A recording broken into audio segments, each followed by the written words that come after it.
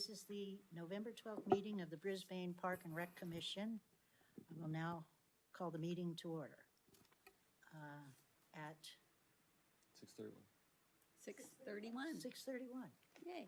Okay, can I get a roll call, please? Of course. Chairperson Davis, Present. Commissioner Anderson, Present. Commissioner Comerford, Commissioner Greenlee, Present. Commissioner Sewell, Present. Commissioner Sims. Present. Thank you. Adoption of the agenda. Can I get a motion to approve the agenda, please? I'll move to approve the October 8th agenda. No. Or November Oh, 12th. No, November 12th one. I'll second. Wrong one. We're going to have to do that later. We have approved the agenda. Next, approval of the minutes. That's what I of meant to the, do. October 12th meeting. Excuse me. I move to approve the minutes Well, of I'm- October 8th. I'm sorry, just Oh. going to cut in. So we'll backtrack a little bit to adopting tonight's agenda. We'll do our roll call. Okay. Alternatively, we will do our roll call since we have Renee joining us virtually tonight. So, starting with Chairperson Davis, Yes. Commissioner Anderson, Yes. Commissioner Comerford, Yes. Commissioner Greenlee, Yes. Commissioner Sewell, Yes. Commissioner Sims. Yes. Thank you. So now we're doing approval of minutes? Yes. Okay. Can I get a motion to approve the minutes of the October 12th meeting? I'll I- move to approve the minutes for the October 8th meeting. I second. All right, this is going great. We're moving. Renee, when we go through our roll call, we will just have you abstain since you weren't present for that meeting. But other than that, we'll go through our roll call, starting with Chairperson Davis, Yes. Commissioner Anderson, Yes. Commissioner Greenlee, Yes. Commissioner Sewell, Yes. Commissioner Sims. Yes. Thank you. All righty. Citizen communications, do we have any? We do. We have, how do you pronounce your last name, Michael? Barnes? Oh, of course. Michael Barnes is here with us tonight, and he will be sharing his screen.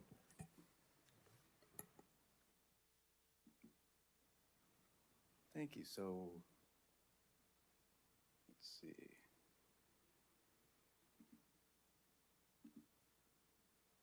Share.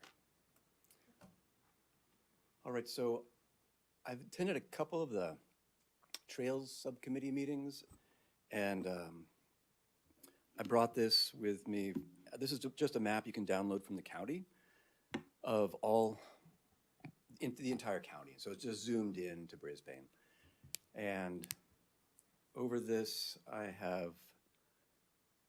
put in the Brisbane Trails. So this is the trail system as I know it. I'm going to zoom in to the Northeast Ridge for just a second. I guess, yeah, that one too. So I think you can see the trail that goes to the Crystal Cave, and then you can see the trail that goes up to the water tank from the Northeast Ridge, and then there's a bunch of trails that go through the single-family homes in the Northeast Ridge. And now that's all homeowners association owned stuff, but they're trails nonetheless. They're just, owned by different jurisdictions. And I don't know who owns this parcel up here. This is, I think, known as Calippi Hill.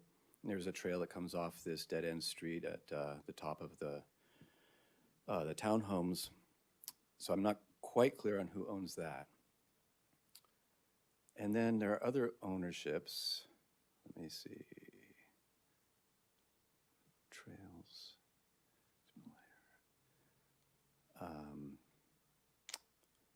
We've got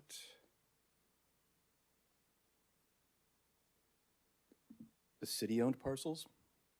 So these are all the parcels in the city that are owned by the city. You can see Crocker Trail.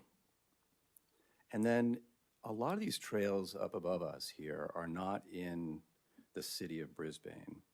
Just wanted to kind of zoom in on that for a moment. So you can see a lot of the trails, like west of Trinity, are actually in San Bruno Mountain, and then also down near Quarry Road, those trails are in the ownership of the California Department of Fish and Wildlife. So this is just kind of giving an overview of which trails the city might actually be able to control as far as making them official or not, and which ones are probably out of bounds until, you know, decisions get made on the trails. I also had created a while back a list of all the park benches with backrests in Brisbane, and I came up with over 90. So, you know, the city did a survey of the seniors and asked, well, what do you think about the park benches in Brisbane? 81% of Brisbane respondents said, we have plenty of park benches and they're spaced appropriately. And I'm not sure that we can't use more, but here are all the locations of park benches in Brisbane. This is just the downtown segment. You can see the community park has a high number of park benches. This I pulled off of Google Maps. So what I had done there was I had dropped a pin where every bench is, took a picture of it, and then linked the picture to that pin.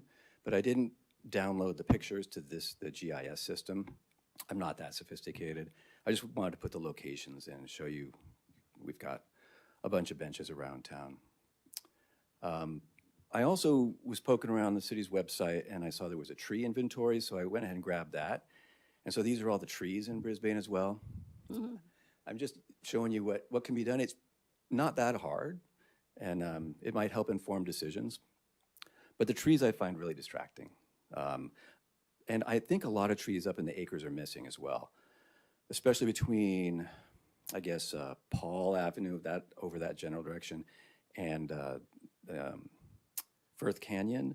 There's really no trees you can see on this, no trees at all, and there are clearly a bunch of trees in there. So I'm not sure what the parameters of the city tree survey were, but maybe that can be revisited in the future.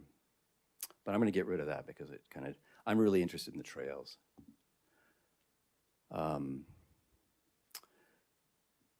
So that's about it. It's just an exercise. It's super easy. It kind of, everybody now has a visual idea of where the trails are. I know that going through all the minutes in the last couple of days, city council minutes going back to the first of the year because of the bond rating thing that we're going through, I noticed that I think Frank Kern said that he's interested in improving the trail between Mono and Alvarado and Sierra Point where it intersects with Lenning. So the trail subcommittee may want to, I don't know how that works with the city council. If he's got an interest in that, maybe that's something that the trail subcommittee looks at as well. That's on here somewhere. And then there's parcels here, like there's that canyon between Sierra Point and Kings that I don't see any trails in there. People put fences up. It looks like a tuning fork the way I'm looking at it. I can't really point to it, but there's city parcels that look like they could have trails on them someday. That, anything that's pink is city owned. And that's about it. I just wanted to zoom out to, or go over to Sierra Point for a moment. So Sierra Point also has a trail. The Bay Trail goes all the way around it. And then again, a bunch of there's like 25 park benches with backrests out there. So I just wanted to bring that to your attention. I gave all these data files to Noreen. I had a little chat actually with your GIS guy. I can't remember his name. Bob Sage? Thank you. And I sent it to him because he's clearly super sophisticated at this stuff. But hopefully this kind of accelerates action on trails at some point, makes it easier, makes it faster, and gives you guys the ability to actually choose trails that you want to focus on or talk to the city council about. Great, thank you.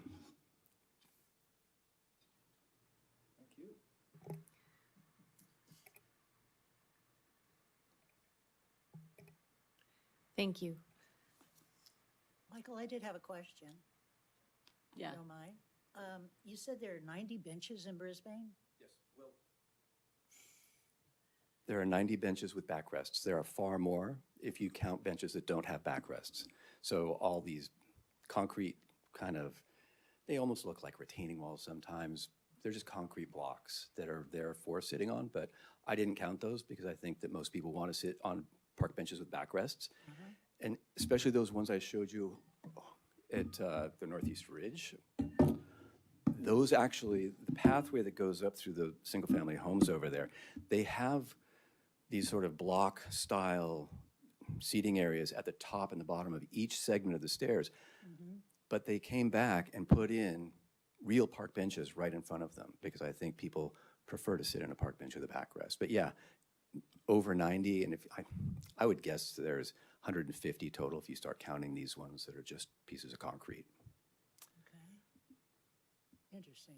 And it's all on Google. I'm pretty sure staff has a link to the Google Maps, and it's freely available to anybody. You can just go click on a pin and look at the bench. I tried to document everything so that there wouldn't be any suspicion. 90 is a pretty big number, right? Yeah, And that's really where they're at. right, so get the Google map from staff and then click on some pins. Right. There's a few I included as well that are privately owned.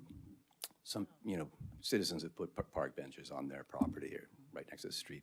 And so I've designated those as privately owned, but they're part of that count. Thank you. And I have a question quickly. Like I've, walked a ton of trails on the mountains. And these are all the pretty well-mapped trails that, there they are, that, that us hikers in Brisbane that have gone up and down for years. Do you think there's any that you missed? Do you think that that people could still add to this? Oh, sure. Yeah. If somebody has a trail they don't see on the map, yeah, add it, No, absolutely. I don't know. I mean, it looks pretty complete, but I'd have to go trail by trail. There is one. If you look at the Brisbane Acres, there's the Mike Kaiser property that's the yellow one that's in the middle of this whole big block going from left to right. I can't see it on this. Yeah. It's zoomed in. Can you zoom out or zoom in? I'm sorry, can oh, here's my cursor. Look at that. Okay, look at that. There you go. So where my hand is, Oh, okay. so okay. that's Mike Right, Kaiser's. right. And then these Yeah. properties over here, this trail right above my hand, that thing, Mm-hmm. there's a stub. I went down into a canyon and I looked around and it looked, some of these trails start looking like coyote trails. And so I took that one as far as I could and I thought, it doesn't look like a real trail anymore. Yeah, there's one trail up there I call the trail to nowhere because it really looks like it's going somewhere. Right. And then it goes out to the side of a hill and stops. Yeah. So Yeah. I did a couple of those things. And Okay. I think there might be a trail or two over in Buckeye Canyon. There's so many social trails over there. Like you can see coming down Army Road, the road with all the like 3/4 inch aggregate on it that the firefighters used to get. So right in here, I mapped both these trails. One is a trail to the side of the road, and there's trails on both sides of the road. So Right. I just gave up on that sort of duplication. But there may be trails, and so this is really just a resource. It's close to complete, but if somebody finds a trail or if somebody builds another trail, just, stick it in here. Yeah, I think the trails out of Firth Park have been updated recently. They're being worked. I did it today, actually. Okay. Yeah. Oh, gosh, it looks great. It does. Those yeah. switchbacks are amazing. So Yeah. much better. And it's all on private property. That's the problem. Oh, I see. Okay. And you've got the bench of contemplation up there. There's a couple of them. Couple of 'em, Yeah, yeah. they look the same. I think there's one at the Shell Mound, it looks like, and then, the yeah. bench of contemplation. I did not mark that one on here, because the benches up in the acres, I thought, You have to really hike to them. yeah. But they're a reward. I think people should know they're there. Yeah, you're right. I was doing the benches because of the seniors. Oh, okay. And so Hey, I'm I a thought, senior and I hit those benches. I'm 66. But clearly there's different populations. So, I mean, yeah, if people want to add park benches, yeah, I'm just kind of trying to show you what's Okay. possible. Okay. And if there's value to be gained from that information, if there's not, like the trees, I took the trees out, but you know, Bob Sage, his tree map actually if you could double click on these, they're unfortunately all the same color the way I downloaded it, but it'll tell you exactly what the tree is. Wow. And his map actually is color coded to the different species of trees. That's crazy. It's great. No, it's like- wonderful. Yeah. You guys have a lot of data. So I'm just saying, let's use it. Let's go. Okay. All right. Thanks Thanks. again. Thank you. I'm going to run this time. Okay. Thank you. We can find you.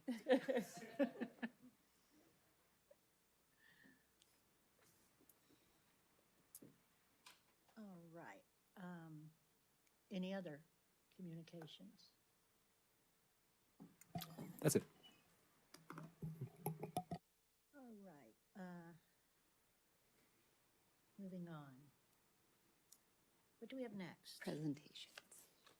Okay. Oh, hello. Sorry. Informational overview of the Baylands specific plan. Not No. there yet. We're on B, Co-sponsor. presentations. Presentation, co-sponsorship. B. Number 6. Are you looking at that? I'm sorry, you guys. That's I'm okay. getting over concussions. Here, so- here. Use mine, right there. Oh, co-sponsorships, I'm sorry. That's Nope, okay. no problem. So as part of our regular annual presentations to the commission, we're including one that we haven't in the past, but we think is helpful for the commission to be aware of.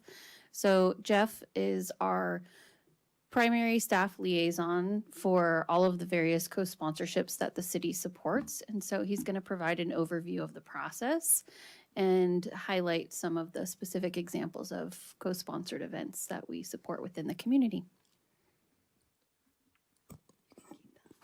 Good evening, commissioners. So I have a small presentation on the slides that has basically a lot of pictures about or overview of some of our co-sponsorships. And I have a good amount of material just to inform you.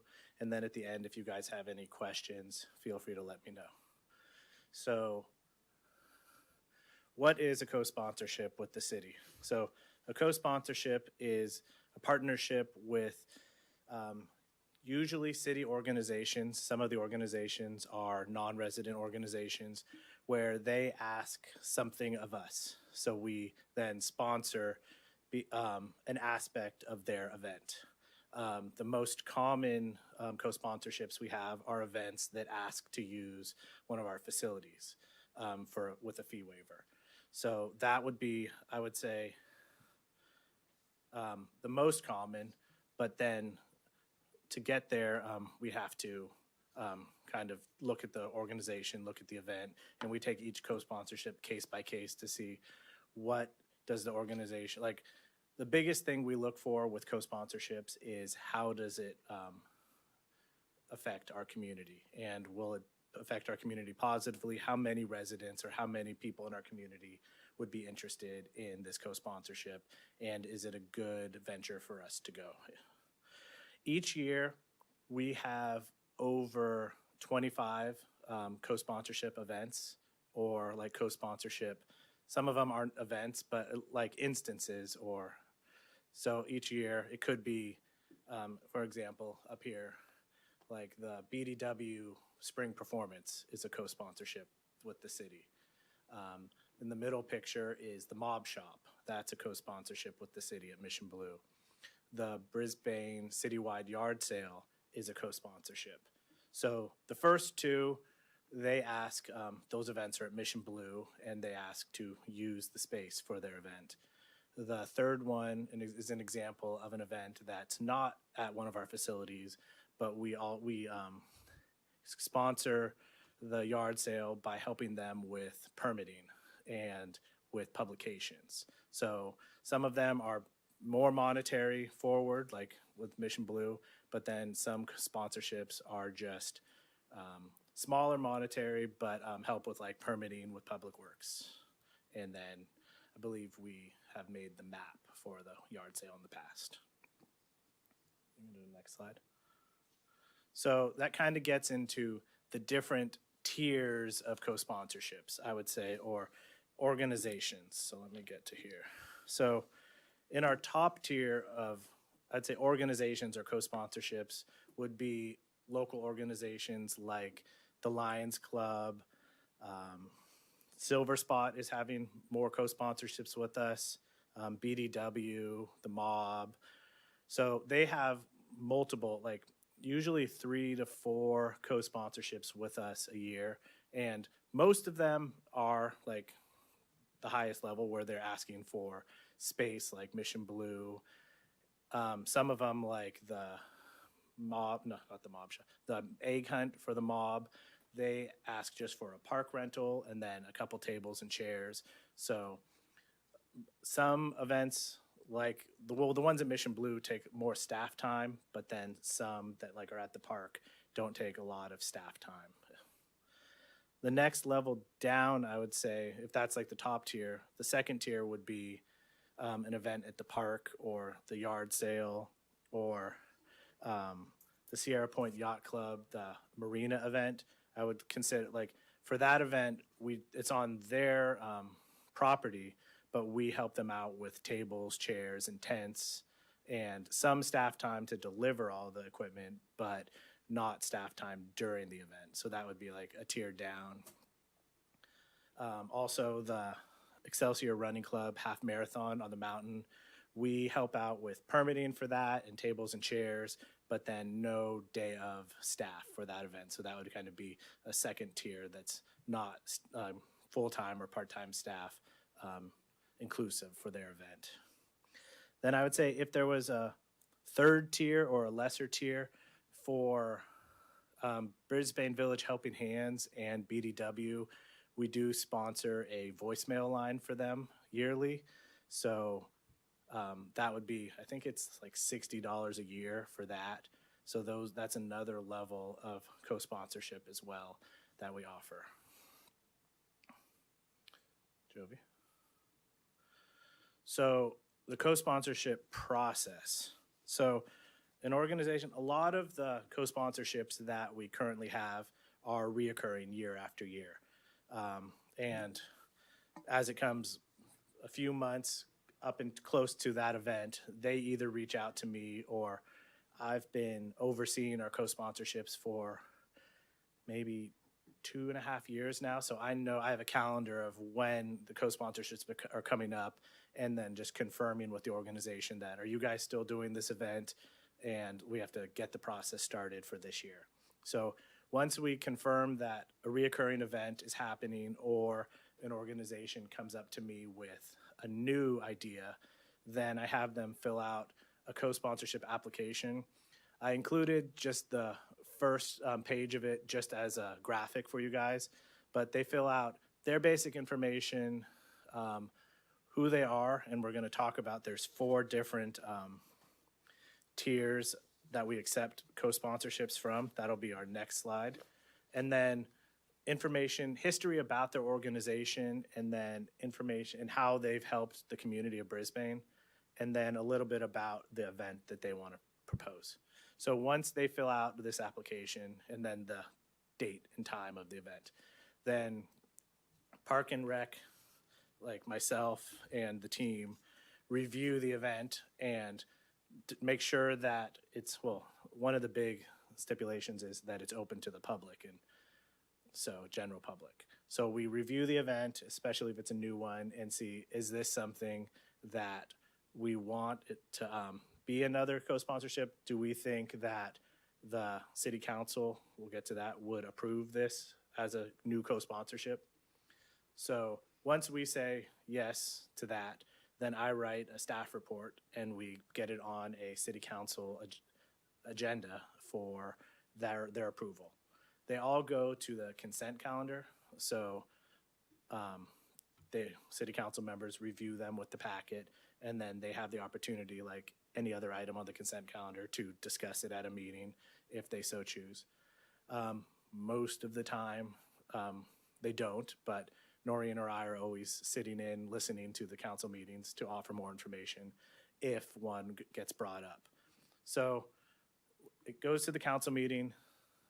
Most of the time, well, I think only a couple times have they been pulled to be talked about, but I would say as long as I've been in charge, they get approved. Maybe there's a couple follow-up questions.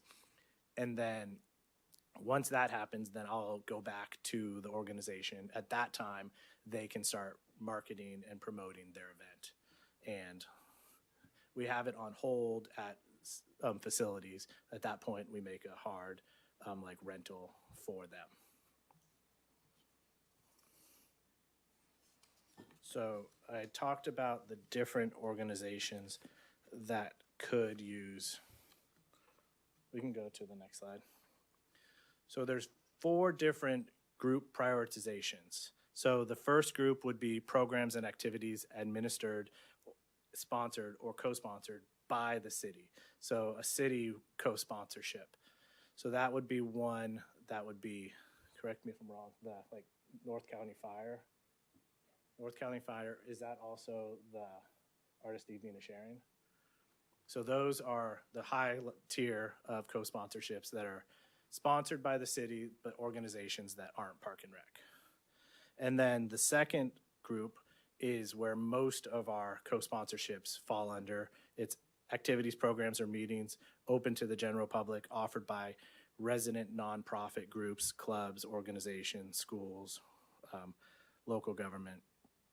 The third would be activities or programs offered to the general public by non-resident schools or organizations or clubs. And then the fourth, which I haven't seen one yet, well, that's made it past like us discussing, is for private parties such as wedding receptions, anniversary parties, birthday celebrations, or trainings or other organizations. So at this time, we haven't had any, or that I know of have been approved, that are just a private organization or private like party. How about a memorial service? Has the city code done a memorial, or no, that's always private? I don't know if, Joey, or. We have, as there have been a handful of local residents, we've absorbed the cost of staff and facility usage to be able to accommodate those requests from the families. Yeah, I thought we had.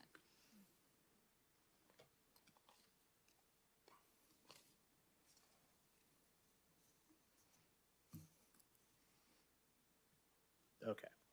So other co-sponsorships that we have, I guess we could go to the next slide. So Lyrical Opposition is a local nonprofit that's done co-sponsors with us. Another example would be the Brisbane School District has had their end of school year dances at Mission Blue and end of school year pool parties.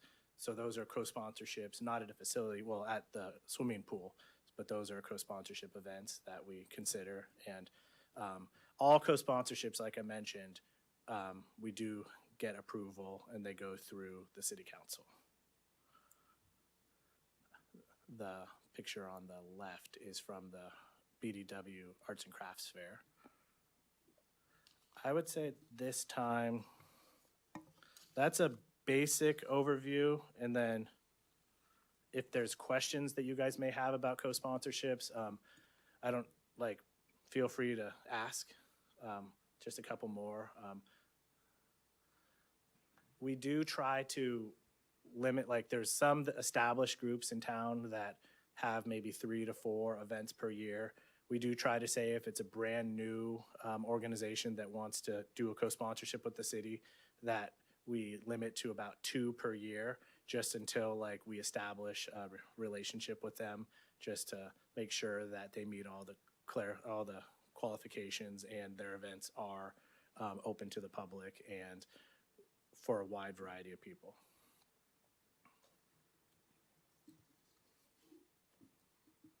Okay, I'll open to any questions.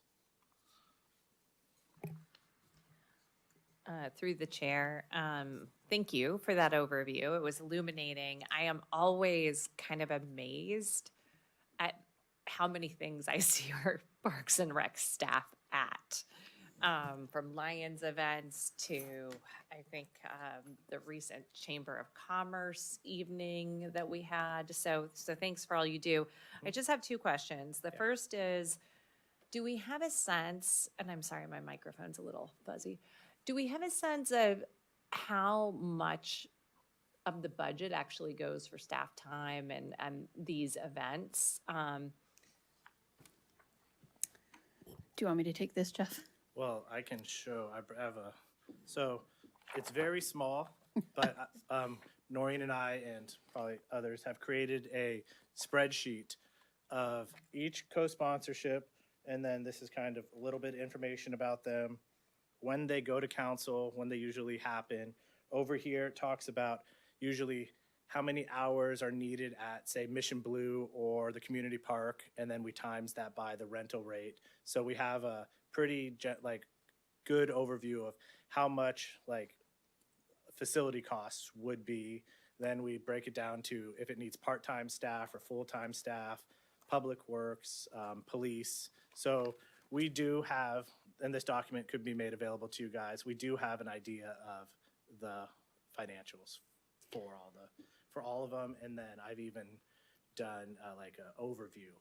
At one point, the council had asked to overall what the numbers And that's are. what I'm curious about. Yeah, like how much annually do we spend on that? I don't have that number. So, yeah, I'll jump in if that's okay. Yeah. So we have a budget allocated for co-sponsorships. It's about $30,000 a year. That just covers direct expenses. So for certain events that require lighting or a lighting technician or our Artist Evening of Sharing, we provide food as refreshments. Those costs come out of that budget. As far as staff time's concerned, that comes out of the Park and Recreation budget. We don't have a separate budget for personnel under co-sponsorships. So what Jeff has mentioned is that at one point we kind of we made some assumptions about the number of hours for each co-sponsored event and the implications on facility attendant staff or lifeguard staff, depending on the event. And loss of revenue from use of the facility for nonprofit groups. It totals almost over $100,000 that we allocate towards co-sponsorships, and that includes the loss of revenue for use of facilities. Thank you. And the other question I had is, do we often turn any organizations down? We do not. I can't remember specifics, but I think since I've taken over, I think there's been one organization, or one event that either they stopped communicating or the event didn't meet the criteria of open to the public or wide enough. And it was nonprofit organization, non-resident organization. So to my knowledge, one. Got it. Thank you. I would just like to say that I think this is a great service that this committee does for the city. It's really the backbone of what makes our department and what makes our community so close, is that we can always turn to the city with events that we dream up to have fun and community build with the residents of Brisbane. And I think that's just a great thing, and I'm really glad that you guys are open to new ideas and co-sponsoring with so many of the great nonprofits here, and with the future of our nonprofit that we're trying to get started. I can see that being another layer of how does that nonprofit that's part of our department, right? That's part of the Park and Rec department also get absorbed under co-sponsorship, because we would be fundraising under a nonprofit flag. But more work. I can definitely see more sponsorship in the future of the foundation. But just to be clear, we would liaison with Parks and Rec, Right. not be part of it. Yes. And We would liaison. Okay. anyways, just wanted to give kudos out because I know we throw a lot of ideas out there and like, hey, let's do this, and partner with them and bring them in. And, it always makes for great community building. It's really why I think we're about half of why we're here, to bring these events forward so that good causes can make some money and use our facilities. That's what it's for. It's for the public. So anyways. Anyone else? I think the information was great. I had no idea. Have you heard any pushback from this? The budget's big, or any complaints, or is it all positive? And this is just transparency and education for us. I think this is just to inform you. Like, when I was preparing the presentation, I was curious. I asked Noreen a couple times. I was like, does the commission know? I was like, this is the first time we're doing a presentation on co-sponsorships. And I would have figured that the members who are members of an organization like the Lions Club may know that some of those events are co-sponsorships, but then the magnitude of, so this is just purely informational and just letting you know another aspect of what we're doing. It's not just magic. Thank you. Thank you, because I had no idea. So thank you. Yeah. You're welcome. Thanks, Jeff. It was interesting. Old business? Okay. New business.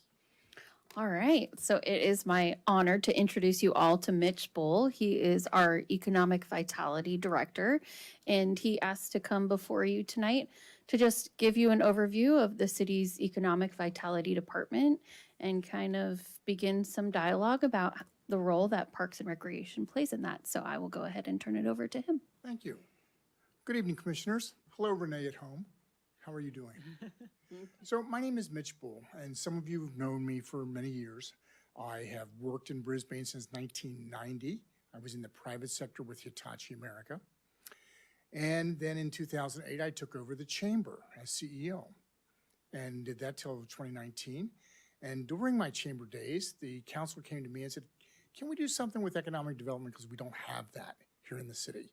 So I spent the last 3 years of my chamber business doing part-time economic development, and now I've added more part-time economic development, and we are launching EVO, Economic Vitality Office, and go, okay, what does this mean? And how does it affect you guys? Well, for years, economic development, has the connotations just do two things: fill buildings, so you have no vacancies; keep the businesses that are here. You don't want them leaving and going to Burlingame or South City or whatever. Or you build new structures on vacant or distressed properties.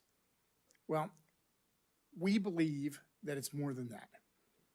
So what we're doing, we're changing from development to vitality, for the reason being that it's a concept that goes beyond signing leases. It's a collaboration with all city staff, community members, and all of our business partners to enhance the stability of the city economically, and also to improve the quality of life for everyone in the city.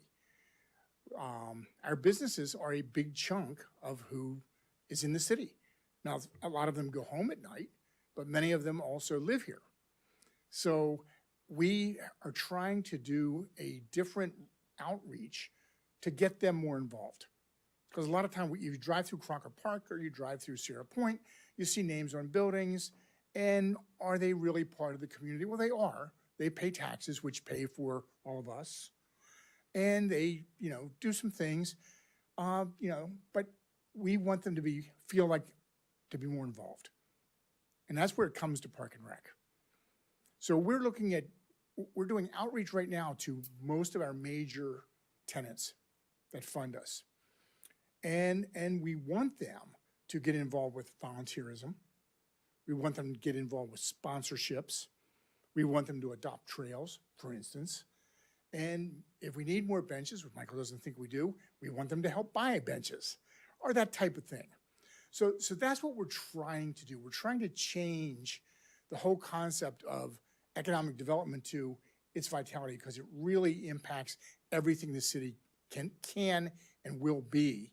The more we have the businesses tuned into what our needs are commercially, our needs economically, and the needs of our citizens, which are sometimes their employees.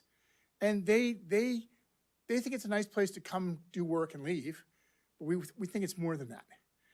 And, you know, so we've had 20-plus year relationships with businesses when they fund the Students in Business and Government, where we teach our 8th graders what it's like to go to work and the different kinds of jobs that they can see and do. And they've been doing that for 30-plus years. Same thing with our scholarships through the Chamber. Businesses have been supporting that for 30-plus years. We've raised over $1 million from our local businesses. But most people don't know about this, except for like one day a year. So we're trying to get them more involved on a daily, weekly, monthly, ongoing basis, because we believe that they are one of the legs that holds the city up. So basically, that's why I'm here. You'll hear EVO.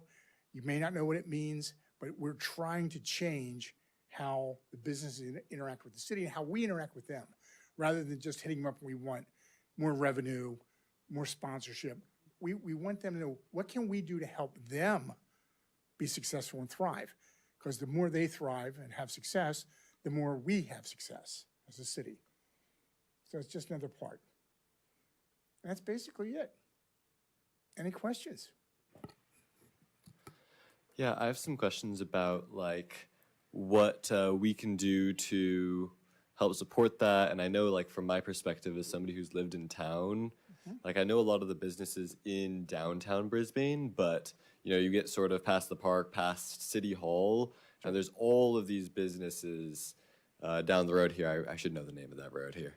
But, and I don't think I couldn't name a single one, honestly. Valley Drive. is Yeah, the name Valley of the Drive. road. So we have basically 4,500 residents. You know, we have 600 businesses. We have more businesses than most of the cities in San Mateo County. Now, they aren't all small businesses. Some of them are very large businesses.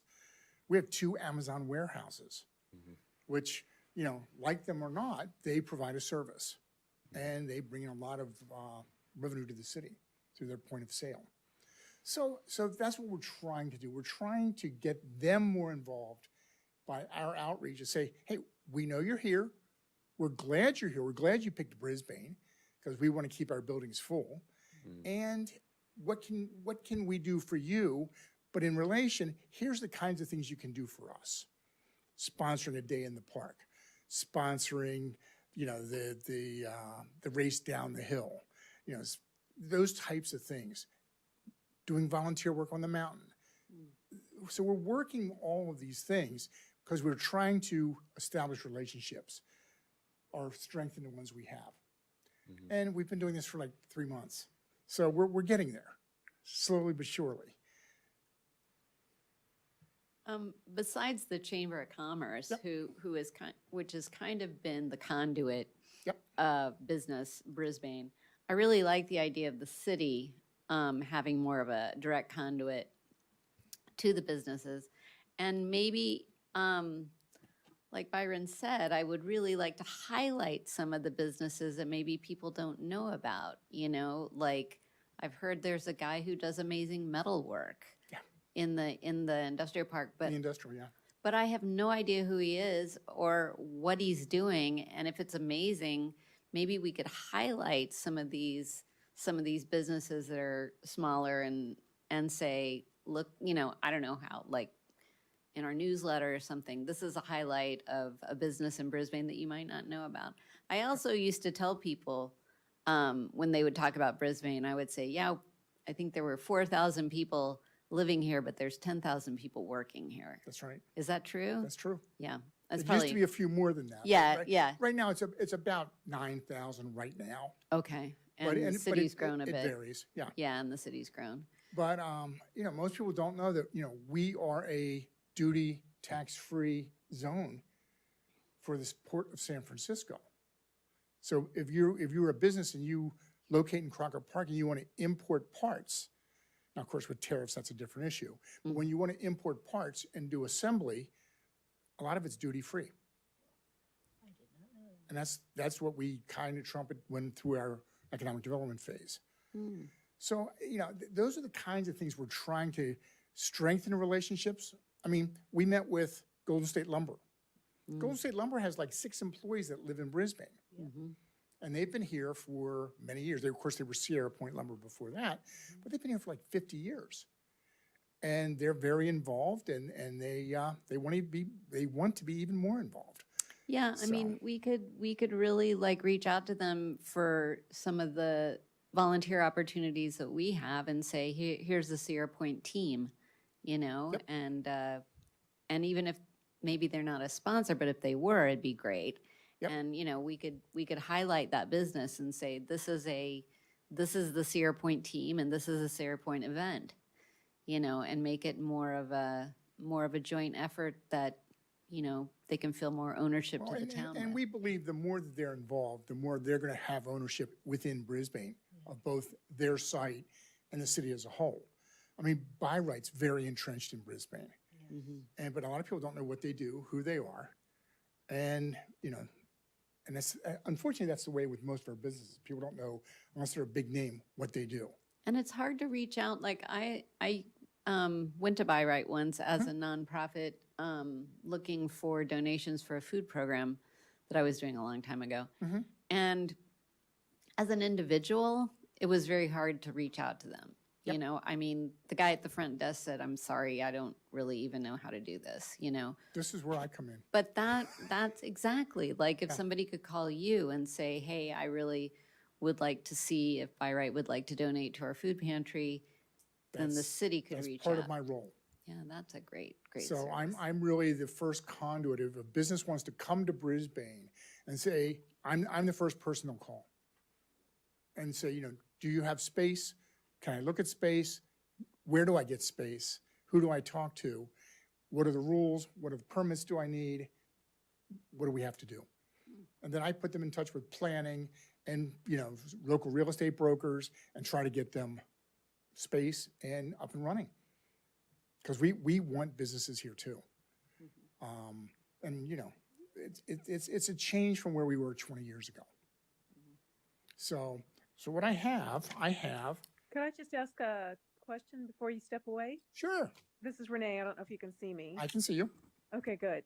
So I just have two comments, I guess. So one is that I think if we, I think it would be important for the businesses that we're trying to engage. A lot of these people leave and are not around on the weekends. But many of our activities are at times when all these people have left. Right.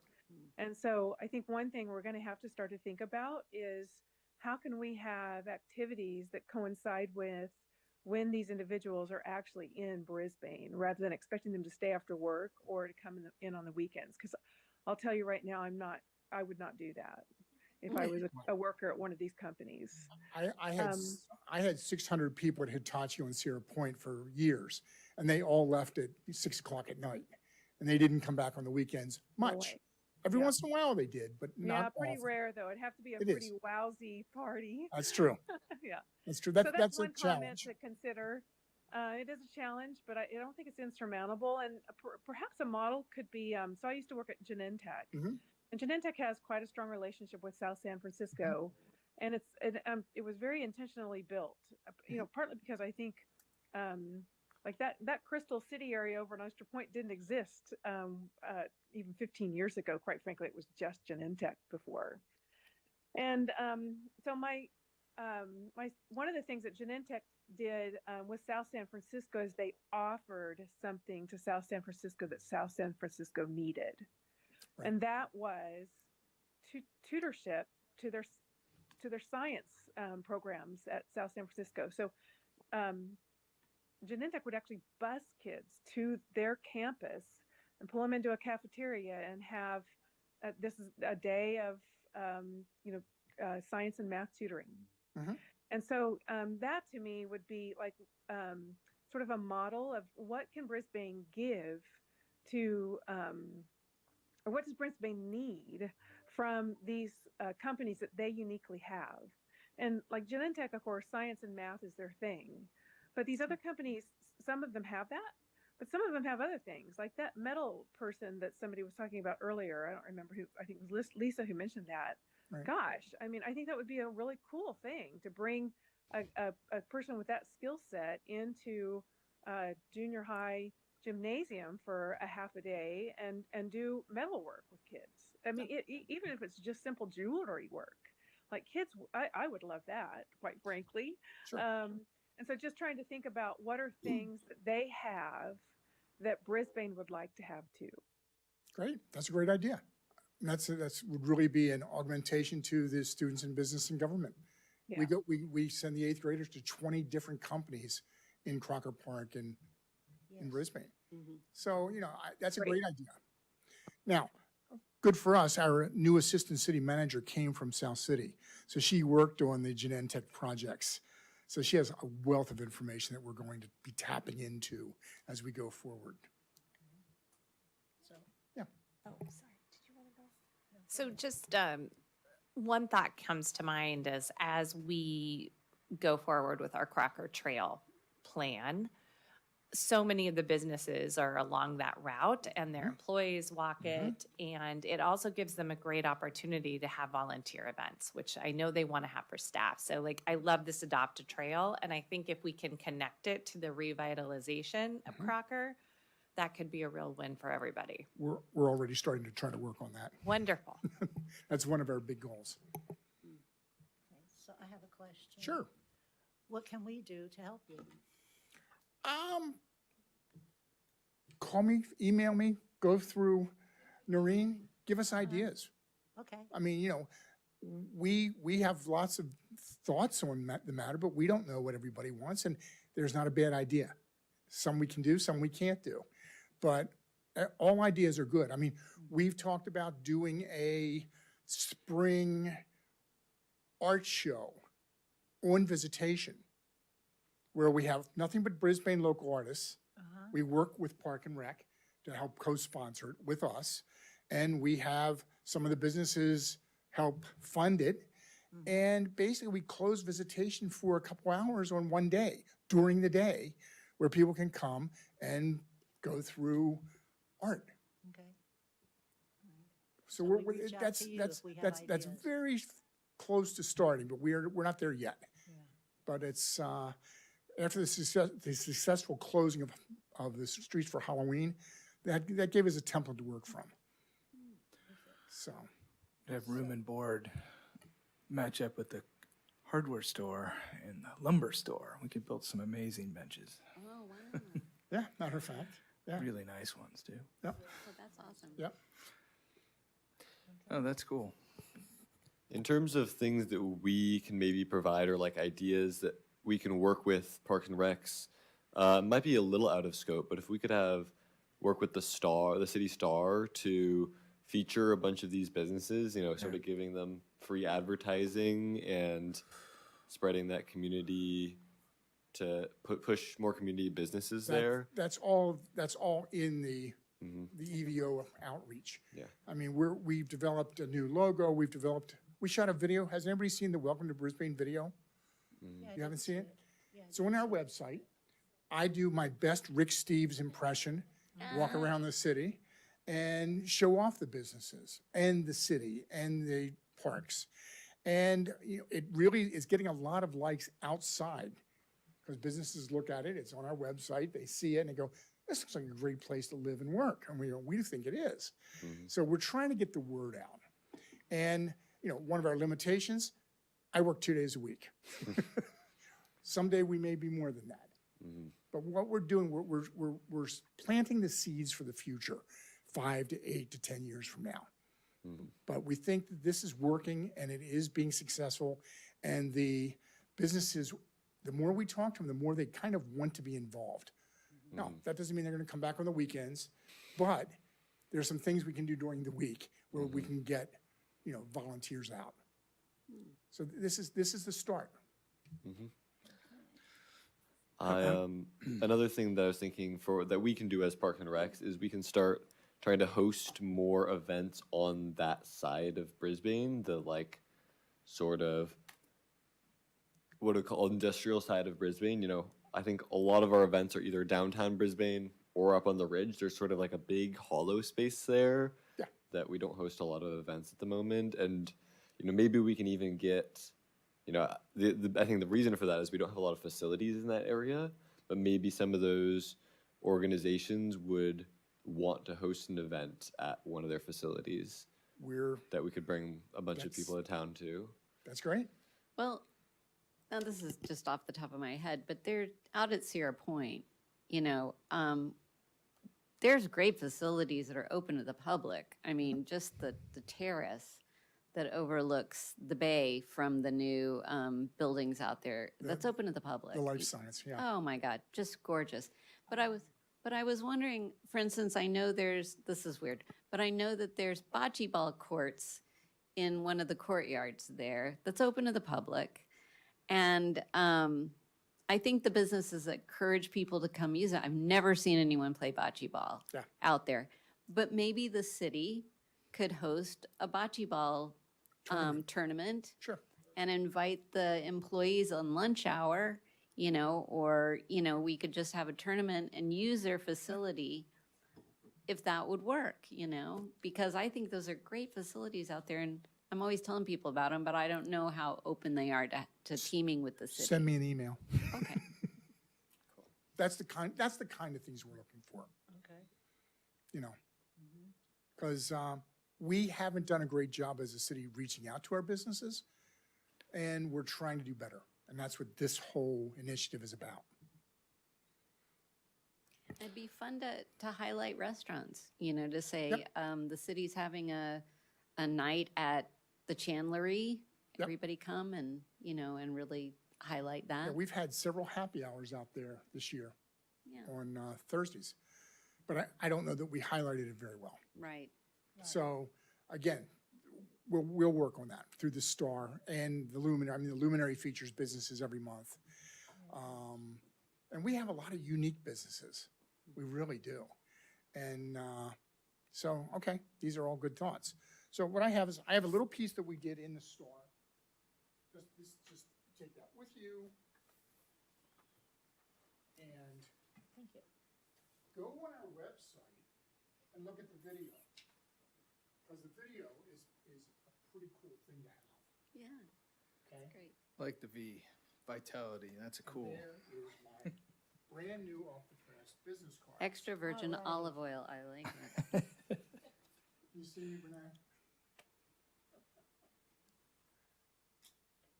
It's okay, no problem. So if there's no other questions, I'll sit down.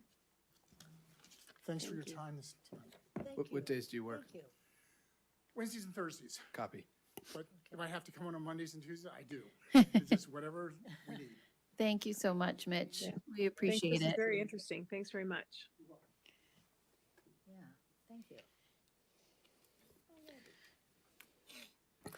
I know we don't have another meeting till next year, but maybe at some point it would be good to get a survey of the facilities out there, that maybe once we know more about how willing they are to partner with us, so that we can have them in mind when we're planning events.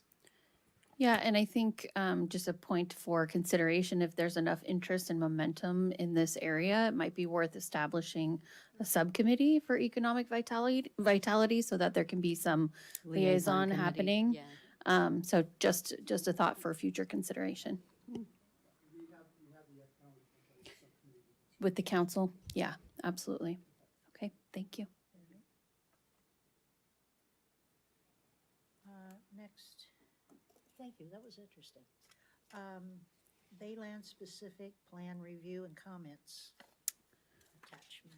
Okay, so the commission has been asked to review and offer advisory comments on the draft specific plan. It has been available for public review on the city's website since spring 2023. And the commission is being asked to focus on the chapter within its purview, which is Chapter 5, Conservation and Open Space.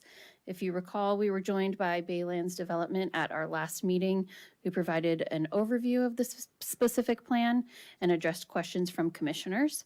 So comments to the Planning Commission from this advisory body are due by the end of the year. So this is your final opportunity to formalize any comments or recommendations that you would like to make to the Planning Commission for their consideration prior to that going forward to the City Council. I mean, I just want to bring back up a comment that we made last time. I think, Tom, maybe you made it, but as I was going through it again, it really hit me, like, we are looking at maybe roughly doubling our population. And I didn't see, and I saw one ballpark and not a lot of other athletic facilities.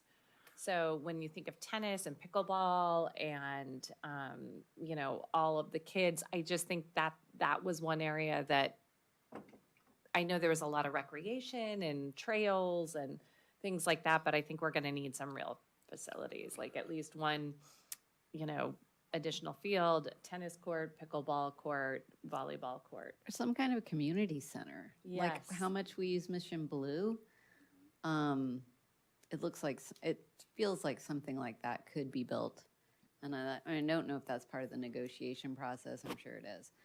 But yeah, I totally agree with that. When I asked that question about why I didn't see more park and rec, they said that according to their outreach, open space was what people wanted. Open space and trails was what people wanted. And maybe that was the people who showed up to their open things was people who were advocating for open space. And I'm all for open space. I'm all for trails. And I like what they're, you know, that they're considering, you know, the natural habitat. However, there are going to be people living there. Yeah. And just having a couple of soccer fields. Well, the survey was Yeah. pre-pandemic. Right. We Yeah. need to rethink all that. The whole survey needs to be redone. And the survey needs to be engaged with the population that's going to be there. I don't think that they didn't do an adequate job with that survey, and we need to start from scratch. This would be my number one recommendation, and get rid of the oil tanks. That's not going to happen, but I did also- like there was camouflage in the plan. Those 3 cents. But that, you know, I think that was very clear, at least to me.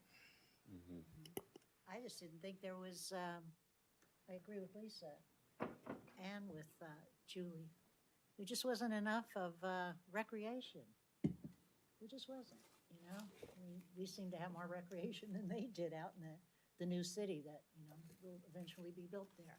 Well, they said that there was like open spaces, you know, where people could gather, you know, like community gathering spaces, you know. Which is great. Which is great. Yeah. But I wouldn't call that park and rec. And having watched some of the, is it OSEC, Open Space and Ecology, watching their meetings, doesn't seem to be pleased with the amount of open space that's there. You know? Exactly, yeah. You know, and I've talked to a couple of them just, you know, on the side socially, and I've asked them, you know, about it, and they said, there's just not enough open space. Well, I feel developers, like it's vague. yeah, See, developers everything don't seems want, vague to yeah, me. they want to fill the rooms. So I think we need to fight hard, and we need to be honest and ask for too much.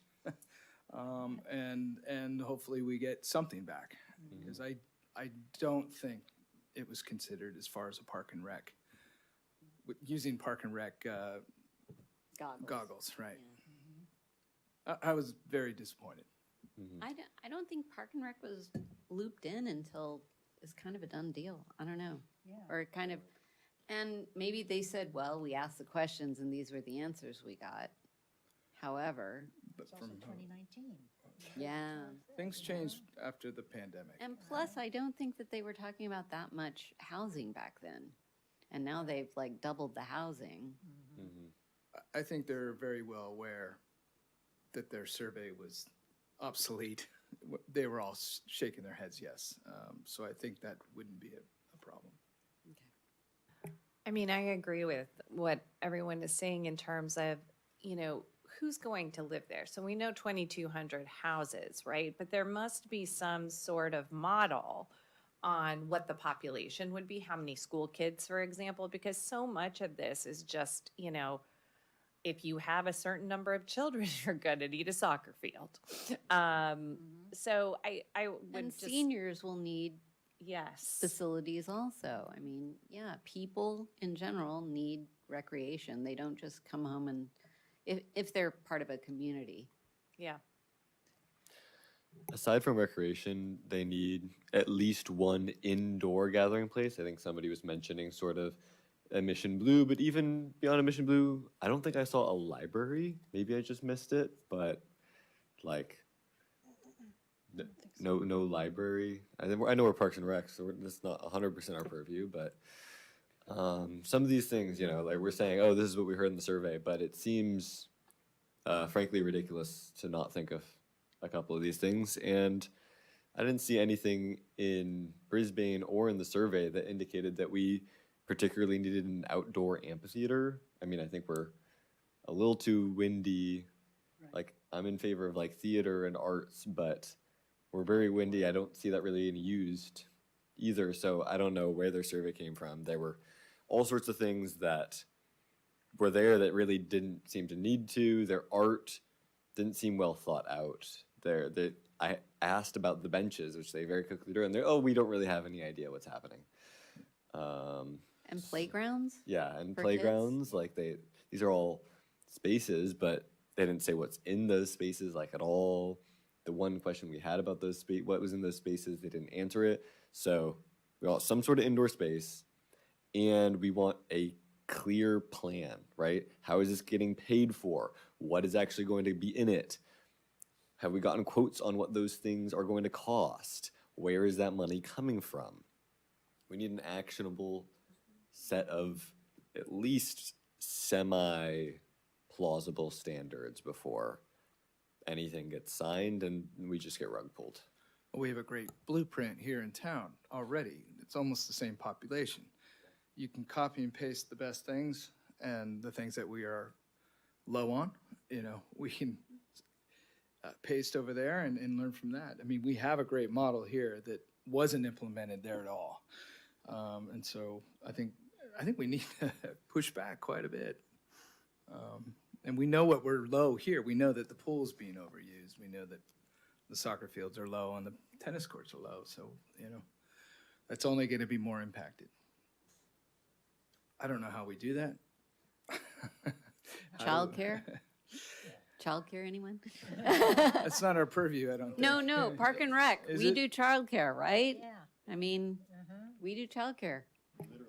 Well, and I am genuinely questioning what that population will be, because I hear you, Tom, like we can assume it's going to be like this population, but I think it could be different. Yeah. If it's a walkable city, Yeah, and they must have some sense, right? Like they're developing this. So I think that it would be really interesting to know what that population is, how many children, how many seniors, how many, because the needs will vary based on that.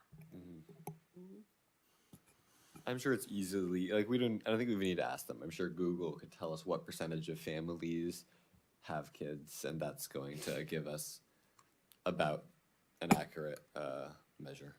That's if they move there. Right. is it a walkable city? Well, but let's not Good point. forget adults. I mean, Yeah.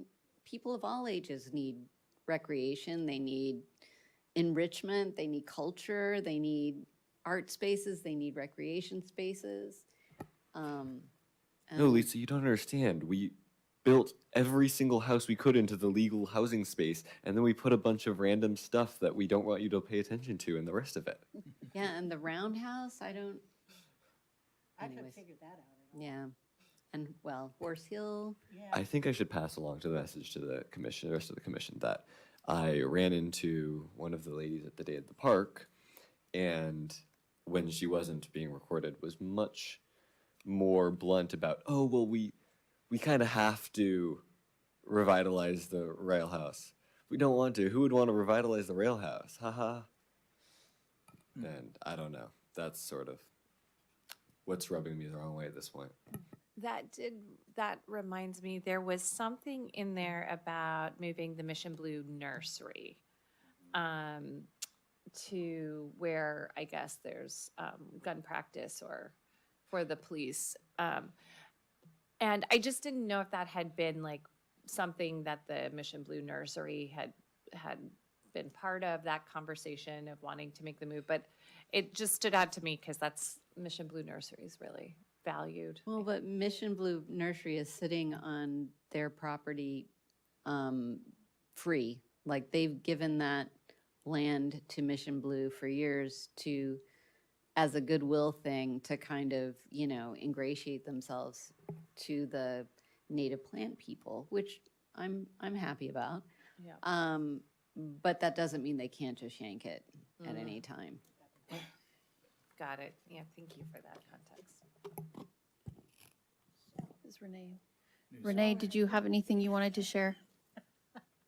No, okay. So we're all in agreement? So how do we Okay. go forward? Do we need to make a wish list? Or what do we do? It's kind of late to the game. Yeah, I will do my best to encapsulate all of the comments that I've heard this evening. I will provide the caveat that a lot of these things are negotiated through the development agreement, and we're not there yet.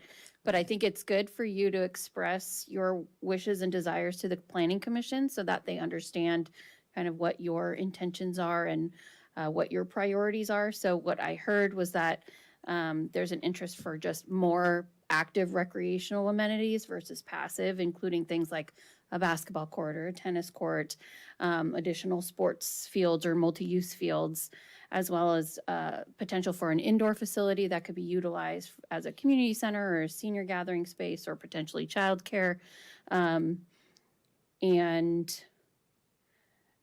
That we would like to see kind of a general overlay of a master plan for parks and recreation. Byron mentioned a library or Yeah. some kind of, I don't know what that purview, if that's our purview. but- Right. Yeah. So that's kind of the summarization of what I heard, but if I've failed to capture anything, please let me know. I think what I will do is I'll go probably early next week and try to formulate all of this into a more concise kind of letter to the Planning Commission, and I will share it with all of you before I send it to the Planning Commission and the staff liaison. Does that sound like an appropriate plan to It you? does, but I also heard that Byron mentioned cost. Right. Like, where does the money come from? Yeah, so helping to kind of, I think that comes with the master plan for Parks Okay. and Recreation is identifying ownership details, maintenance, who's responsible for what. I know those are a lot of lingering questions through the process for other things as well. And so I anticipate that those will be ironed out, but I do think it's good for this advisory body to express the concern there also.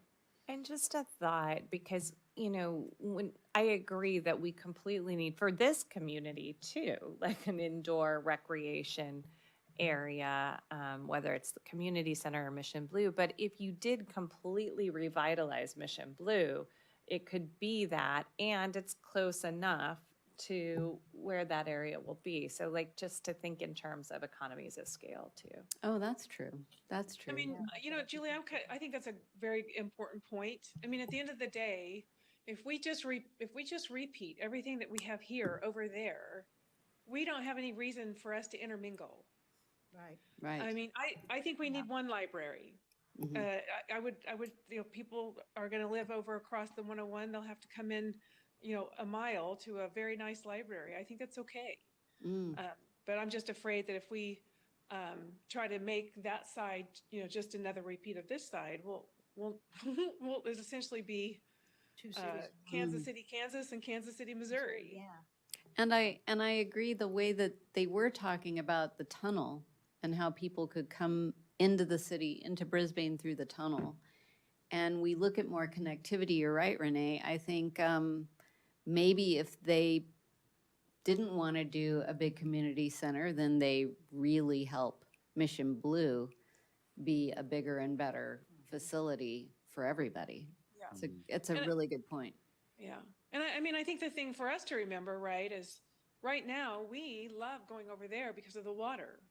Like we're never going to have water in down Brisbane like what's over there. And so I just think that we should think about the model of what Brisbane is, right? And try to figure out a way to connect things rather than have it be the ridge that's up there all by itself and the Badlands or whatever it is we're calling it over there all by itself and downtown Brisbane all by itself. Like, we got to figure out ways to integrate. And I still think this city hasn't done a great job integrating the ridge.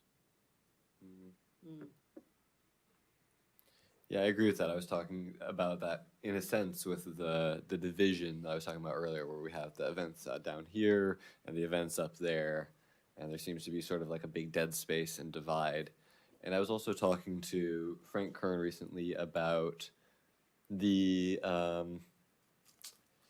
Bank of America lot being a great sort of city-owned community space right in the middle between downtown Brisbane and what will be the Baylands that can sort of be a bridge.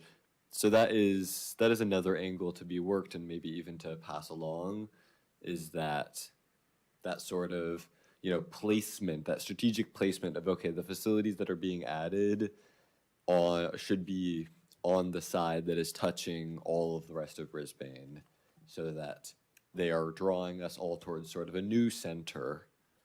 So it's more of a placement thing rather than a needs thing. Because, you know, I understand not duplicating one for one, and maybe I'm wrong that they don't need a library over there, but, you know, we do need just more sports fields if we're going to have more people, right? There's only so many sunny days. And those things can be used by the people on the Baylands, but it can also be used by the people that are currently living in Brisbane. And so positioning them as such would be a good idea. The last comment I want to say is, while I'm sure you guys are going to do a great job passing along, is there a specific meeting that it would be good for us to show up at if we wanted to voice personally, just to have more voices, more emphasis for the Planning Commission and City Council? Yep, happy to share that with you. Okay. One last thought. I think it would be great to think, I think this is amazing discussion, to think about what would draw us over there that we don't have here. It's got to go both ways. And so thinking about it that way, what do we need more of over there and what can draw us over there and vice versa, is a great way to think about it. I love that the library is a perfect beacon for that, right? And like We need more paddleboarding. And Renee said more water, like the, you know, the lagoon and the water and developing that whole thing. Yeah.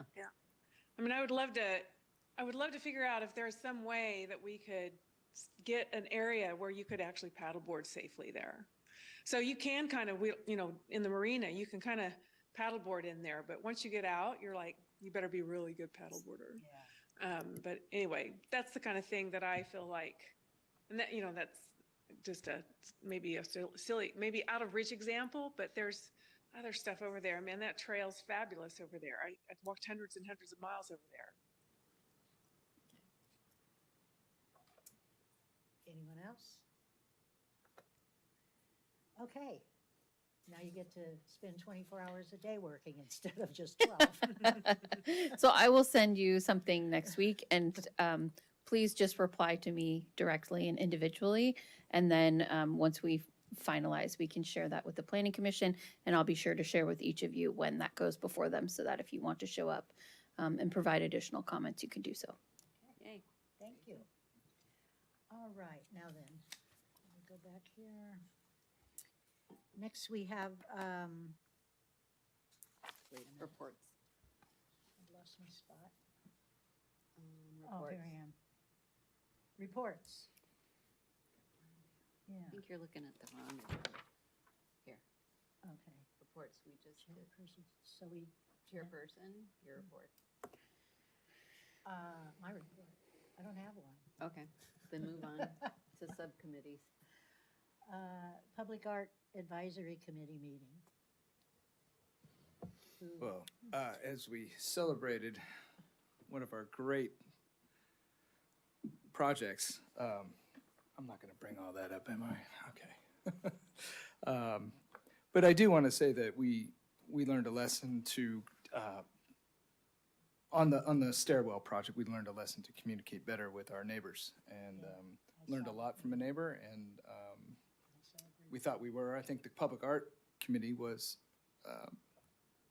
we were empathetic to the neighbor and we checked in, but it went beyond that. So on these subcommittees, you kind of should check in a little bit deeper within the political system to make sure everybody's happy.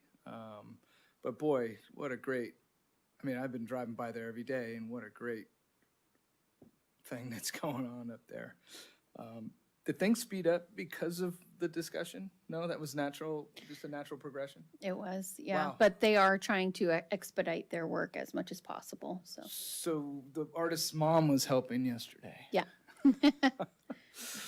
And we talked more about benches, and that's all I'm gonna say. Do you have anything, Renee?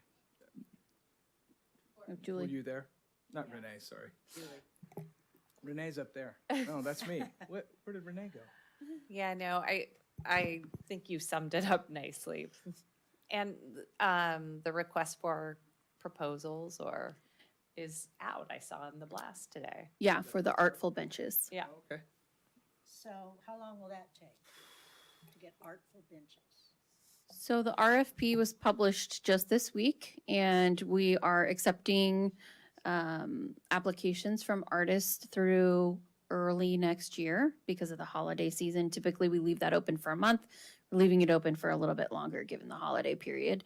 And then the Public Art Committee will review the applicants and make a selection for artists. And so I think we're looking at installation early spring of 2026. Spring? Mhm. Okay, now what about just regular benches? Are we gonna do anything about Quarry Road and some benches there? I know that the Assistant City Manager, Christina, is working on a grant for Quarry Road and Quarry Road improvements. So there could be additional benches that are secured through that process. How long will that take, any idea? I don't know, but I'm happy to follow up with her and then circle back with you. Thank you. Yeah. I've had two people talk to me that have friends that come and visit in Brisbane, and I actually overheard one phone call, and the woman, her and her mate go all over the place and hike. Apparently they have money. They don't have to, worry about things. But she said when she comes to Brisbane, she loves to hike San Bruno Mountain, but her partner is going through some kind of something, a medical condition. So he can only hike so far, and then he has to sit down. And she said there's nowhere to sit down on Quarry Road. And then she goes up through, the canyon and everything. But there's no place to sit. And I walk it all the time, and there's no place to sit. And I can't walk as far as I used to and not as fast as I used to. I'd like to have a place to sit. And as I said before, I'd like to see it in my lifetime. We also, through the bench project, are looking at relocating some benches in the locations where we're going to be getting new benches. And so I'm happy to work with the Public Works team on relocating some of those benches to Quarry Trail. Yeah. So Yeah, that would be perfect. Yeah. That would be nice. Yeah. We don't need anything fancy or anything, just Yeah. some place to sit. they're down. existing benches, so they would just be relocated. Oh, and another thing, when I was, where was I headed to? Well, we had, wasn't Day in the Park, was it? It was last month when we had the little luncheon there at the annex. Mhm. When I was approaching, taking my shortcut that you guys are aware of, my shortcut, I call it, there was a fella sitting there unloading his Harley to take a ride up Quarry Road. And he was taking his little side packs off. That's what I call them, side packs or something else. He was ready to go, and I said, "Oh, you can't do that." And he goes, "Well, there's no sign that says I can't." And I said, "Well, you can't." He asked, "Who are you?" Well, I'm not going to tell him my name. I said, "I'm the person that's going to sit down and take a picture of you and then call the police." So he wasn't real happy about it. He ended up leaving. Well, then I was talking to Frank Kern, and he had come across two people doing almost the same thing the week before. So then I was watching a meeting, I think it was a city council meeting, and I had been told that you can't put up something that says you're being photographed or a camera. It's illegal. Well, it's not. The city attorney said it's not illegal to put up something that says camera. But clearer signs that say Yeah. no motorized vehicles on this road, But I guess he period. didn't consider a Harley to be a motorized vehicle. And I'm familiar with Harleys because my husband had one, and I didn't want him starting it in the garage. I said, coast it down the street. But just, you know, there seems to be certain times that people Mhm. are going there, and because I live across the street, I see it all the time. Yeah. You know, just people just taking off on these, you know, and we did have a complaint about some kids, older kids, which I totally understand, you know, riding their bikes, their motorbikes. E-bikes, yeah. You know, on there. Yeah. And I don't know, I was going to talk to Lisa tonight when I saw her earlier, and then we were talking about something else, and then the meeting started. But I am going to talk to her about that, about maybe, you know, just the police swinging by once in a while, just to make sure, make our Yeah. signs better, say, no Yeah. motorcycles. Yeah. Yeah, I mean, it is policy that we don't allow motorized vehicles on our trails, so maybe some additional signage could help I think alleviate so, that. Well, because I he think kinda it's looked hard. at me. I'm sorry, it's hard to think of it as a trail. It used to be a road. Mm-hmm. And so, Yeah. yeah, it needs to be emphasized that it is a trail. Yeah. Yeah. Because I still call it Quarry Road, Yeah. because that's what I grew up with. Yeah. It's a trail. Okay, we can Okay. follow up. Thank you. I hate to add more to it. That's It just okay. really bugged me. Before we move on from public art, though, I will just also add that the Public Art Advisory Committee approved the draft of the RFQ for Firth Park. We're going to hold off on bringing that forward until after the bench one is done, because a couple projects at a time for public art is significant enough. So we anticipate we'll bring that forward probably in the spring, summer of 2026. And then we had the consultant team who has been working on the restoration of the Midtown mural also come and provide a presentation about the deterioration of it, and they're doing some additional testing, and they're gonna try out a couple different solutions over the next 6 months and continue to monitor to be able to further assess what's happening there. It's a very unique site given the western facing wall, the exposure to sun, the drastic swings between the heat during the day on a hot day and then the cooling and the moisture at night, and that's causing not the paint to flake, but the coating. And so they're working through analyzing. They've been doing that for the last year plus. So some additional data will be helpful, and they're going to bring it forward as a case study to, I can't recall, I don't know if the committee members recall. It's in Italy. Yeah, there was some place in Italy. Was it Milan? It's a university that Restore a professional Restoration. restoration product that's Yeah. coming out soon. They might want to give us a bucket to Yeah. test. But they did a very scientific study with heat measurements, and Yeah. it was incredible. Yeah. Murals and frescoes have been deteriorating Mhm. forever. Yeah. This is very unique because the sun is on it all Oh, day. that's true. Yeah. On- Brutal. So if you're It's interested, brutal. feel free to go back and watch the video. It's very informative. The team working on it is extremely committed to finding a solution for us, so we appreciate that. And they're going to come back in about 6 months with some additional information regarding the test zones that they'll be doing in the early part of 2026. So, Okay, because 3M makes talked a about UV coating. I used to work for 3M. Yeah. And I saw, I was actually with an actual sign maker who's made signs all over the United States, and he said, has anybody contacted 3M for the UV coating? Because he did signs in Yellowstone, Montana, Wyoming, extreme weather. I feel like they did say they were Yeah. working with 3M. Good, Yeah. because Initially, it was. I can't believe I blacked out that whole thing. It was, a lot of things were Yes. blacked out there. yeah, But it was yes, a it was an interesting substantial conversation. meeting. Yeah. I know nothing about art, but I remember we pulled in and he goes, "Oh, that's cool. I never noticed that before. He hasn't been in town that long." And I said, "Yeah." I said, "They're trying to figure out what to do." And he goes, "Anybody working with 3M? They have a UV." And then he started telling me about, he's the one who's going to end up making the signs for Renee's and I little project for the trees. And he said, "Oh, they've got to work with 3M. They know what they're doing." I said, "Yeah, I used to work for them." So I called a retired sales rep for 3M, and he said, "Oh, you got to give 3M a call. They know what they're doing."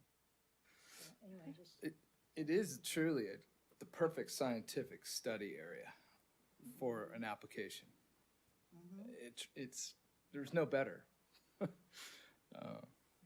with the climate and cooling. I hope they do it. okay. What's next, boss?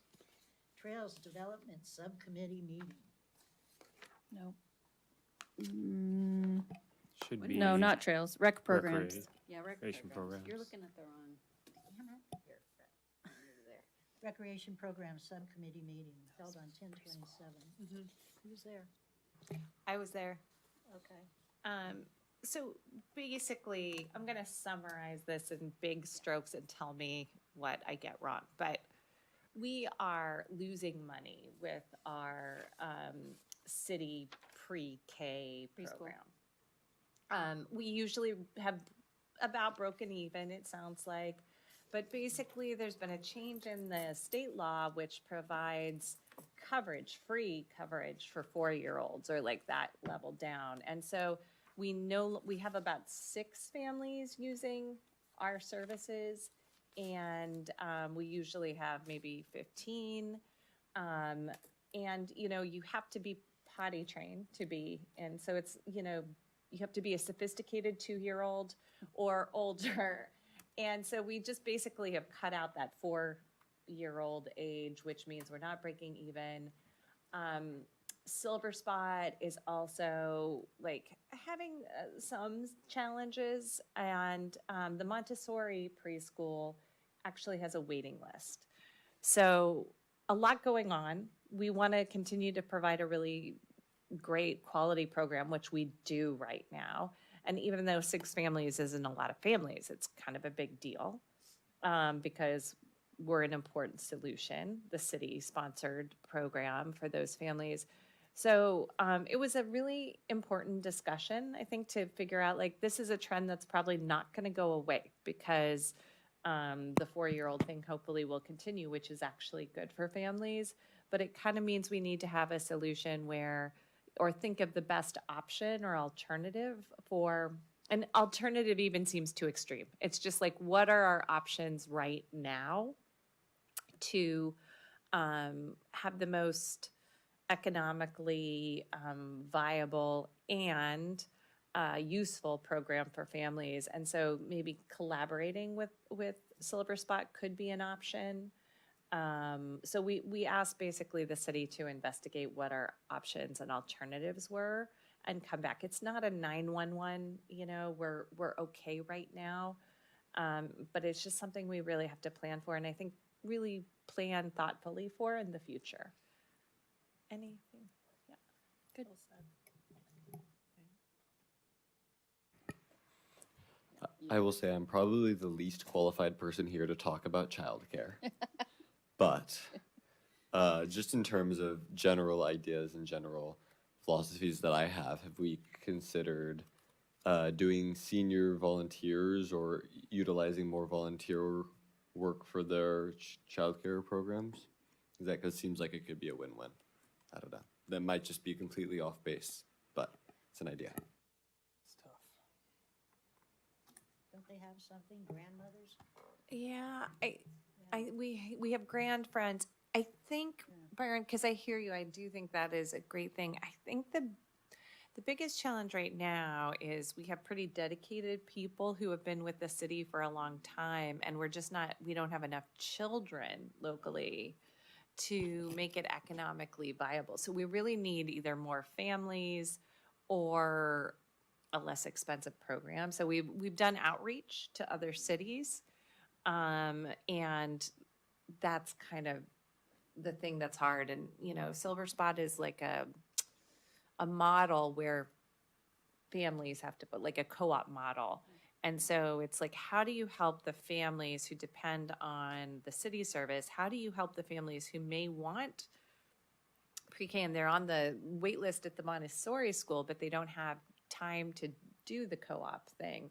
So yeah, it's a complicated thing. Well, it's statewide. I have Yes. a close friend that's working on getting four-year-olds mandatory because of property taxes, and the population of kids is going down. So all schools are gonna have to have it. So it's coming. It's in our future, right? But I have a question just quickly about the Montessori model and our program that we're offering and why people are more attracted to the Montessori school as opposed to the public option. I mean, maybe our program could be tweaked to be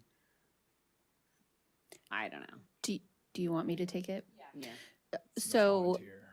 in structure, our program is extremely different than the Montessori program. So we are not a licensed childcare program. We are part day. We are not full day. We're 4 days a week, only part day. We could not become a licensed childcare program because of the facility that we run the program out of. The Montessori program is full day, 5 days a week. Right. So just by the nature of the two programs, they are inherently very different.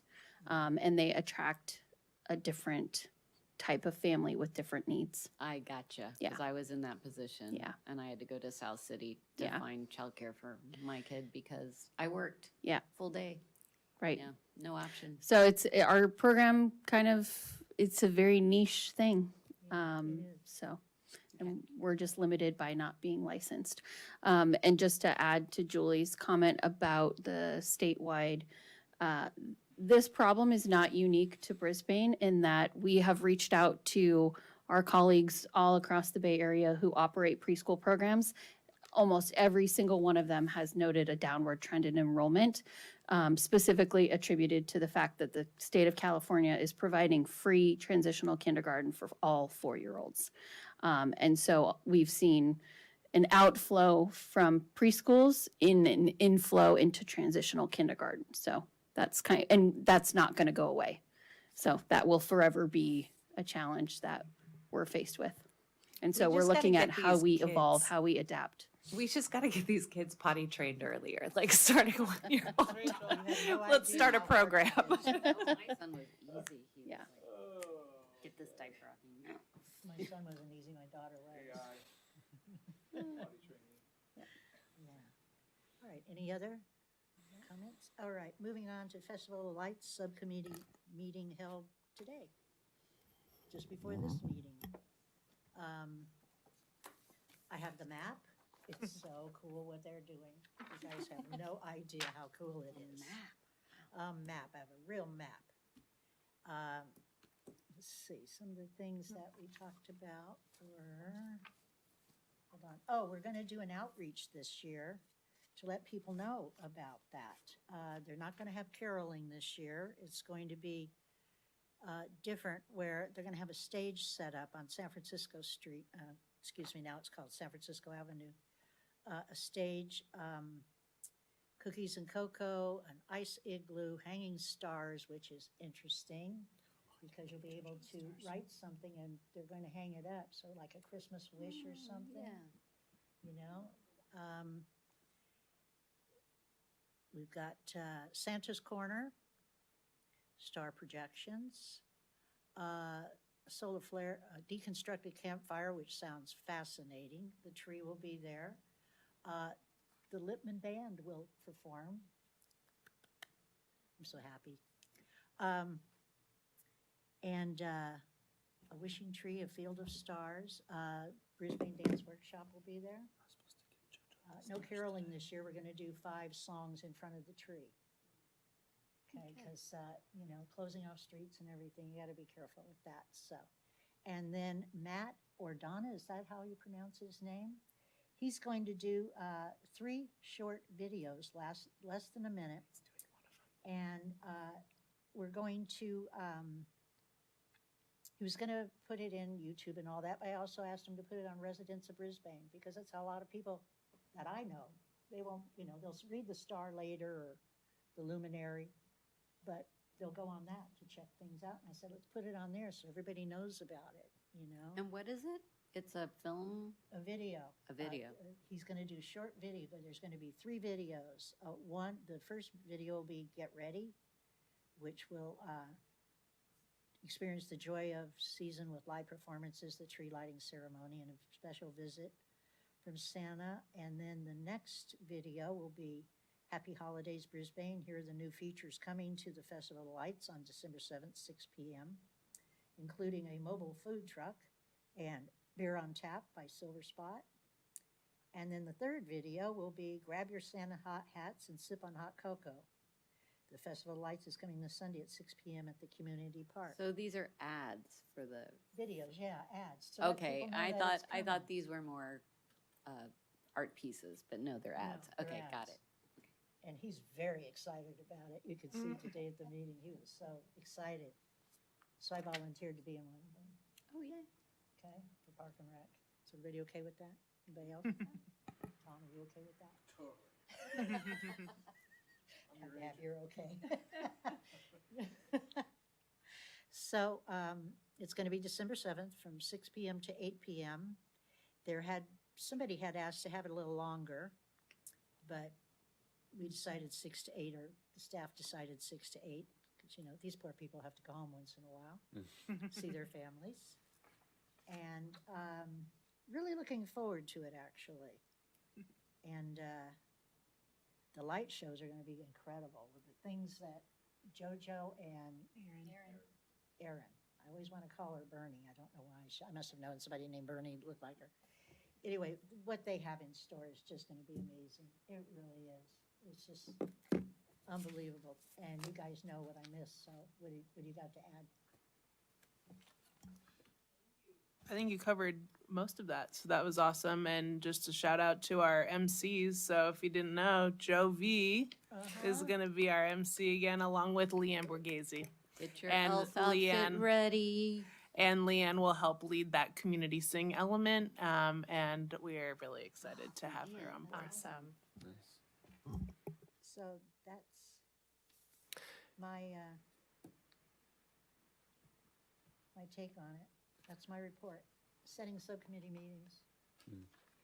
Is it too late to request a larger portion or a larger part for the Yak in this year's Festival of Lights? Because I know last year, or I had heard some complaints about how last year their only job was like pouring hot cocoa and handing out cookies, and I think a lot of them want opportunities to do something more meaningful. And if there's continued concerns about their efficiency, I'm happy to come and oversee and volunteer with them to like set something up, like even if it's something small, if something that city staff plan to set up themselves, have Yak set up, I'll go down with them. I think it would mean a lot to some of these kids who want to make an impact in town.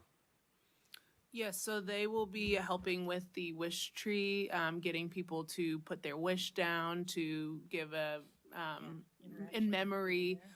We also have 2 inflatable tree outfits that we're going to have offer to some of them to wear.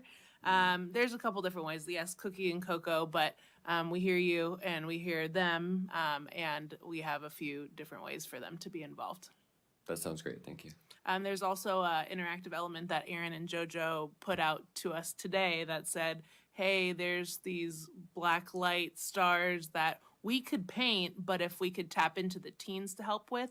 So we identified, and this is, I'll still loop in Sarah, but they have a teen night coming up. So we're hoping to see if on the 3rd they might be able to do some painting of those stars to help with the Festival of Lights. So yes. Thank you very much. Appreciate that. Now, setting subcommittee meetings. So we're coming up on the end of the year and holiday season, and typically the commission doesn't meet in December. So the only subcommittee meeting I would suggest between now and your next meeting would be possibly trails development to continue the forward momentum there. But I will defer to the subcommittee on that, which includes Renee, Trudy, and Lisa, whether or not you want to hold that between now and the end of the year or in early 2026. I'm going to be like it. traveling a lot for the holidays, so Yeah. it's going to be tough for me. Yeah, so early 2026? Yeah, that would be good. Okay. Okay, commissioners, anything you want to say? Okay, staff? All right, we always have something to say. Department report, just to keep you in the loop of all the great things going on. 7th and 8th grade basketball is getting ready to start up. For those of you that were able to make it to Mission Blue today, there was a really lovely event put on by the Center for Age-Friendly Excellence. Had over 115, 120 people that were there. We did unfortunately have to do a cancellation of the Life Unlocked program. However, just hearing some of the words from Mitch Bull tonight, that I was like thinking.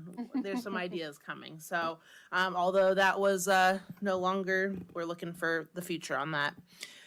Senior art class is now displaying some of their artwork in the conference room. So if you're in there, you might have had a meeting recently. That art is going to be up through early January 2026. And anyone interested in displaying art can reach out to us, contact the main Brisbane Rec email. Let us know. We're always happy to find new artists that we can add to our list. You may have seen that we have an ugly sweater competition that was put out, and we had 15 submissions that were put through, people could vote on. So I'm not going to announce the official winners right now, but we have 2 winners, and we ended up going with an adult and a youth winner. So the youth winner will have their artwork displayed on an ornament, and the adult sweater is the one that will be put together on a sweater. And more information will be shared out in the next week or 2 with regards to purchasing. We're also going to have some at the Festival of Lights for people to purchase day of as well. So pretty cool. Looking forward to showing that to the community. We wanted to make sure that the community is aware that there's going to be some winter pool maintenance. We have our annual closure, which usually is about a week in early February. This year it's going to be 2 weeks. And so we're looking at February 2nd to the 14th tentatively. Dog party. Say She's less, getting there. I haven't finished. We have heard the request for dog events, and we haven't been able to do one just because we haven't drained the pool recently. So we are draining the pool. Yes. So, with that being said, maybe we need an event subcommittee. We meeting. have the green light to proceed with the dog swim event. Oh my God. So with that, we'd also like to try and make it a fundraiser in some capacity, because there's lots of work that's needing to be done. So, All right, you're in charge, Lee. You are in charge. so Lisa, yes.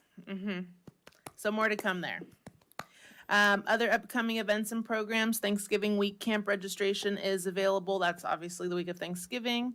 BDW Craft Fair at Mission Blue, a lovely annual event where you can buy local goods on December 6th. The next day is Festival of Lights, December 7th. There's a senior trip to the Legion of Honor on the 9th of December. We mentioned Grand Friends at Community Park. That's intergenerational with our preschoolers in our sunrise room and any seniors that are interested on December 12th.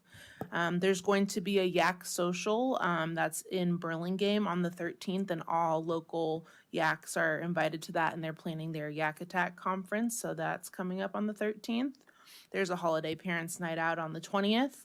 Our winter break camp is 1 week this year, and there's Artist Evening of Sharing coming up at the end of January, but artists are being called out now to be a part of that event.